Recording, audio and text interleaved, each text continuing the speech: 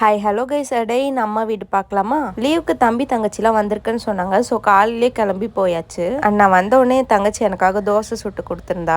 சாப்பிட்டு கொஞ்சம் challenge video பண்ணலான்னு சொல்லிட்டு பலூன்ல வாட்டர் ஃபில் பண்ணிட்டு இருந்தோம். ஷூட்லாம் முடிக்கிறதுக்குள்ள வெயிலுக்கு டயர்ட் ஆயிடுச்சு. அதனால அம்மா எங்களுக்கு கிர்னி பழ ஜூஸ் போடலான்னு சொல்லிட்டு போட்டுட்டு இருந்தாங்க. ஜூஸ் குடிச்சிட்டு லஞ்ச் சாப்பிட்டு அப்படி இப்படின்னு ஈவினிங் ஆயிடுச்சு. அம்மா வீட்டில் இருக்க பீரோக்குள்ள எலி இருக்குன்னு சொல்லி கண்டுபிடிச்சிருந்தாங்க. ஸோ அதை எப்படியாவது எடுத்து கிளீன் பண்ணிடலாம்னு சொல்லிட்டு எல்லாருமே வேலை பார்த்துட்டு இருந்தோம். மேல இருந்து ஒரு ஷெல்ஃபா எடுக்கும் போது தான் தெரிஞ்சது மேலே இவ்வளோ எலி புழுக்க இருந்துச்சு.